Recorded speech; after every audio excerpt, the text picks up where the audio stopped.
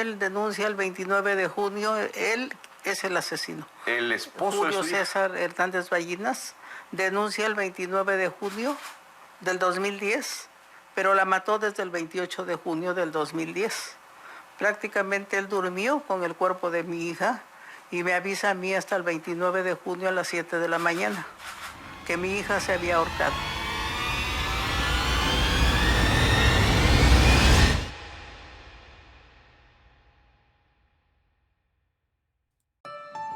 El 29 de junio de 2010, el cuerpo sin vida de Mariana Lima Buendía, pasante en Derecho y ama de casa de 29 años de edad, fue encontrado en la casa donde vivía con su esposo, un policía ministerial en Chimalhuacán, Estado de México. Mariana Lima Buendía era una joven de 29 años, con estudios en Derecho, inteligente y con deseos de independencia. Su madre, Irinea Buendía, siempre la describió como una mujer con sueños y metas, pero su vida dio un giro oscuro cuando conoció a Julio César Hernández Ballinas, un policía judicial del Estado de México. Desde el inicio de su relación, Mariana sufrió violencia de género. Su pareja ejercía sobre ella un control total. La agredía física y psicológicamente, y la amenazaba constantemente con su posición dentro de la policía. A pesar de los intentos de Mariana por alejarse, la manipulación y el miedo hicieron que volviera con él. Regresando al 2010, la versión del marido establece que ese día llegó en la madrugada a su casa. Como no traía llaves, tocó en varias ocasiones, y al no recibir respuestas se metió por la ventana. Una vez en la casa, subió a su cuarto y encontró a su esposa colgada de una armella. Posteriormente la bajó y la recostó sobre la cama, iniciando reanimación, sin tener ningún éxito. Consta que las primeras llamadas que hizo fueron a Toluca, pero estas nunca fueron investigadas. Posteriormente, el agente ministerial llamó a su suegra, Irinea Buendía, para informarle que Mariana se había suicidado. Luego se dirigió al Ministerio Público donde trabajaba.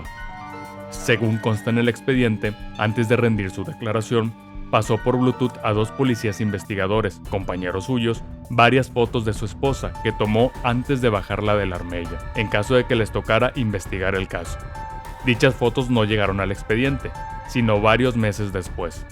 Al rendir su declaración, el agente ministerial manifestó que el día anterior había discutido por teléfono con Mariana y que él había pasado la noche con su expareja, que encontró colgada a su esposa cuando llegó esa mañana y que había encontrado una nota suicida en la cama. En una declaración adicional, manifestó que no deseaba que el caso se investigara como homicidio, puesto que Mariana se había suicidado. Luego de la declaración del esposo, agentes ministeriales se dirigieron al domicilio conyugal, donde para ese momento ya se encontraba ahí la madre, el padre, la hermana y el cuñado de Mariana, a quienes le solicitaron que se salieran del cuarto.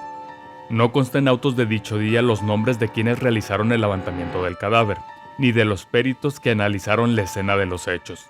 Sí consta, sin embargo, por fotos que se encuentran en el expediente, que el marido de Mariana, un agente ministerial, se encontraba dentro del equipo encargado de proteger y analizar la escena. Consta en el expediente que no se acordonó la zona, ni se embaló prueba alguna, ni siquiera el cordón con el que Mariana se habría suicidado, ni el teléfono celular que se encontraba en la cama. Los 2 peritajes realizados ese mismo día sobre la altura en que se habría encontrado la armella de la que Mariana se habría suicidado varían en varios centímetros.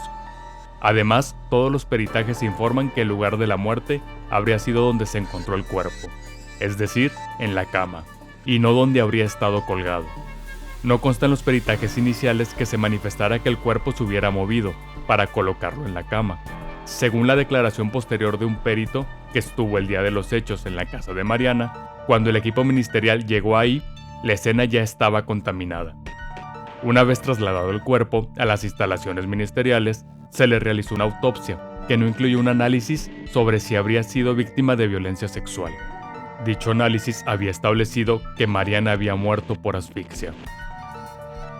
Era como el castillo de la pureza. Así en la película como lo describen, esa casa entraba y el zaguán se cerraba. El zaguán estaba abierto, la puerta estaba abierta, igual que da acceso a las habitaciones estaba abierta. Y subimos por las escaleras porque las recámaras están arriba, son 2. Entonces sí, efectivamente el cuerpo de mi hija allí estaba, pero nosotras Nunca lo vimos ni colgado, ni suspendido, ni nada. Cuando llegamos estaba acostada en la cama, con claras evidencias de que el cuerpo había sido golpeado, que el cuerpo había sido bañado. Empezamos a revisar de dónde se pudo haber colgado, no veíamos nada. Según el dicho de Julio César, mi hija se colgó de un cordón de 5 milímetros de diámetro de color rosa y los peritos dicen que un clavito. Yo lo que vi fue una armellita pequeña como de 1 centímetro de diámetro la ruedita. Estamos exigiendo es una sentencia que siente un precedente de no repetición, nada más, pero nada menos. Pues simple y sencillamente decirle a las madres de víctimas que no guardemos silencio, porque guardar silencio es como cerrar los ojos en la oscuridad. Nada cambia y de nada sirve, que tenemos que levantar la voz para decir ya basta. Según la versión de la madre de Mariana, Irinea Buendía, y coincidente con la versión rendida por la hermana y la mejor amiga, desde que su hija se casó 18 meses antes, fue víctima de violencia verbal, económica, física y sexual por su pareja. Mariana habría manifestado que su esposo la amenazaba con matarla a golpes con un bat y con meterla a la cisterna como habría hecho con otras mujeres. Le decía que no sabía cocinar, la llamaba gorda, la violaba mientras la encañonaba con su pistola, la obligó a dejar de trabajar y la acusó de robarle dinero. De acuerdo con las declaraciones de la gente cercana a Mariana, ella se habría cortado el cabello para evitar que él la agarrara fácilmente y le pegara. Mariana amenazó a su marido con denunciarlo, pero él le habría dicho que nadie le creería, pues sus amigos eran quienes investigarían los hechos. El día anterior a la muerte de Mariana, ella estuvo en casa de su madre, le dijo que al día siguiente se saldría de su casa, y quedó de verse con ella. La mañana siguiente, Irinea recibió la llamada de su yerno, que le informaba que Mariana se habría suicidado. Irinea Buendía sostiene que él fue quien mató a su hija. El 9 de septiembre del 2011, el Ministerio Público concluyó que Mariana Lima Buendía se habría suicidado y decidió no ejercer la acción penal. Contra dicha decisión, Irinea Buendía, acompañada del Observatorio Nacional contra el Feminicidio, interpuso un recurso de revisión para que el procurador reconsiderara su decisión. Al no recibir respuesta en el plazo legal, solicitó información a las diversas fiscalías especializadas para que le respondieran. Ante el retardo de las autoridades, interpuso un amparo contra la falta de respuesta. Antes de la emisión de la sentencia, el Ministerio Público levantó el no ejercicio de la acción penal y decidió seguir con la investigación. En la sentencia, el juez determinó que si bien existía cesación de efectos y un cambio de situación jurídica que ameritaba sobreseer los actos reclamados, existía también otro acto reclamado consistente en la falta de acceso a la justicia rápida y expedita, por lo que otorgó el amparo. Contra dicha determinación, Irinea Buendía presentó un recurso de revisión que fue atraído por la Suprema Corte de Justicia debido a la importancia y trascendencia del tema. Desde el primer momento, Irinea Buendía, madre de Mariana, supo que su hija no se había suicidado. Conocía el historial de violencia de su yerno y las múltiples veces que Mariana había expresado su miedo. Irinea comenzó una lucha inalcanzable para demostrar que su hija había sido asesinada. Recurrió a las autoridades del Estado de México, pero se encontró con indiferencia y obstáculos burocráticos. Durante años, las instituciones ignoraron sus demandas y se negaron a reabrir el caso. Sin embargo, Irinea no se rindió y llevó su exigencia de justicia hasta la Suprema Corte de Justicia de la Nación.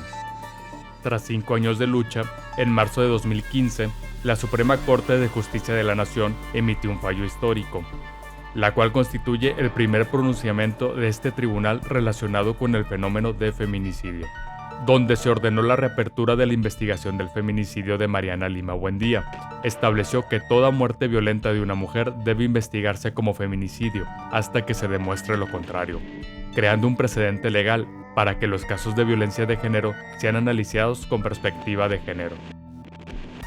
Este fallo marcó un antes y un después en la forma en que se investigan los feminicidios en México.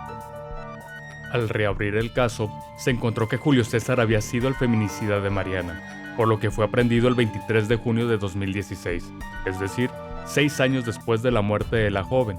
Durante todo este tiempo, Irinea fue activista nacional y abogó por la violencia feminicida que aqueja a México, principalmente en su entidad. Tras un proceso judicial, en 2019 fue declarado culpable de feminicidio.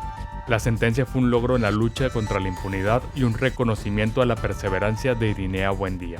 En 2022, Irinea Buendía y madres de víctimas de feminicidio impulsaron la caravana por la justicia, pues querían visibilizar los nombres de las mujeres asesinadas en Chimalhuacán y exponer la interminable espera de la sentencia al feminicida de su hija. Fue hasta el 13 de marzo de 2023 que el Poder Judicial del Estado de México anunció la pena máxima, 70 años a Julio César. Esto, además de hacer justicia para Mariana, sentó las bases para que los casos de feminicidios en el país sean investigados conforme a lo establecido en la Convención sobre la Eliminación de todas las formas de discriminación en contra de la mujer. Desde el 2023, la señora Irinea impulsó la iniciativa de la Ley Mariana Lima Buendía, que toma base de la sentencia histórica que logró obtener para hacer justicia por su hija. En agosto de ese año, la presentó ante el Congreso Estatal y tomó los lineamientos para la correcta investigación de un feminicidio.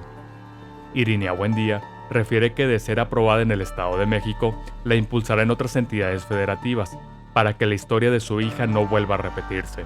El 19 de marzo del 2024, las Comisiones Unidas del Congreso Estatal comenzaron a discutir los pormenores de la iniciativa. Aún no hay respuesta de su aprobación. El feminicidio de Mariana Lima no solo representó una tragedia personal, sino que se convirtió en un emblema de la lucha contra la violencia de género en México. Gracias a este caso, se estableció el criterio legal de que todas las muertes violentas de mujeres deben investigarse como feminicidios. Además, se visibilizó la negligencia e impunidad en los casos de feminicidio. A su vez, se lograron fortalecer los protocolos de investigación con perspectiva de género. La lucha de Irinea Buendía fue clave para que las familias exijan justicia y para que los feminicidas enfrenten consecuencias. El feminicidio de Mariana Lima Buendía es una historia de injusticia, impunidad y dolor, pero también de resistencia y cambio. Gracias a la inalcanzable lucha de su madre, hoy México cuenta con nuevas herramientas legales para combatir la violencia de género y proteger a las mujeres de la impunidad.